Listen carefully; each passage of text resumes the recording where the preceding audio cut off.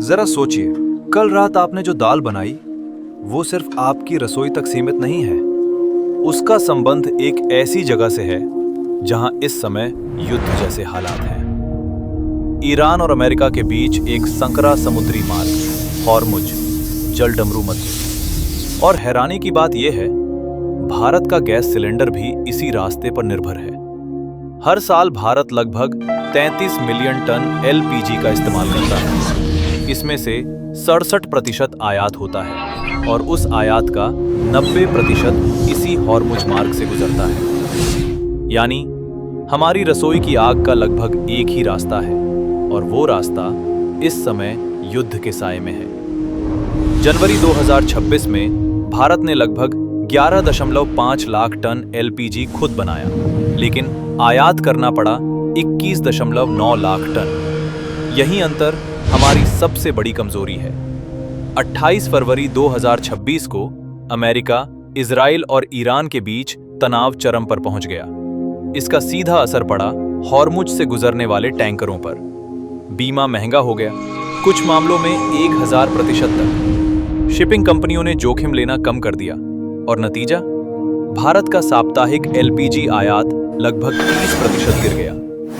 7 मार्च को 14.2 किलो का घरेलू सिलेंडर 60 रुपए महंगा हो गया। दिल्ली में अब इसकी कीमत 913 रुपए हो गई है और कमर्शियल सिलेंडर एक ही झटके में 114 रुपए की बढ़ोतरी और 2026 में कुल वृद्धि 300 रुपए से भी अधिक। 9 मार्च को सरकार ने आवश्यक वस्तु अधिनियम लागू किया, जिसके तहत कमर्शियल एलपीजी की आपूर्ति 20% तक सीमित कर दी गई, यानी 80% की कटौती।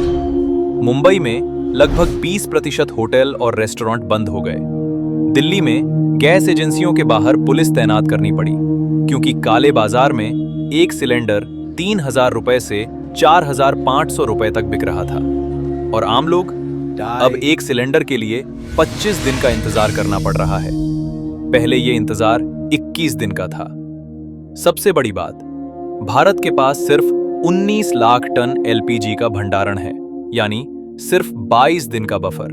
बस 22 दिन। हाँ, सरकार ने उत्पादन 25% बढ़ाया है।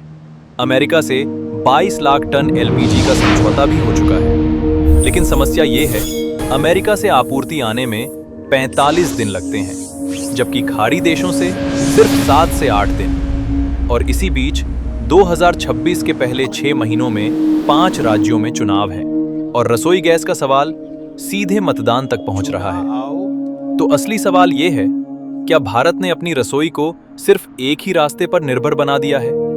एक ऐसा रास्ता जो कभी भी बंद हो सकता है। आप अभी क्या कर सकते हैं? प्रेशर कुकर का अधिक इस्तेमाल करें, इंडक्शन स्टोव को बैकअप के रूप में रखें और सिलेंडर बुकिंग के लिए 25 दिन का टाइमर सेट करें। अगर आपको यह वीडियो उपयोगी लगा, लाइक करें और चैनल को सब्सक्राइब करें, ताकि हर बड़े सवाल पर आपको मिले सीधा और सच्चा जवाब।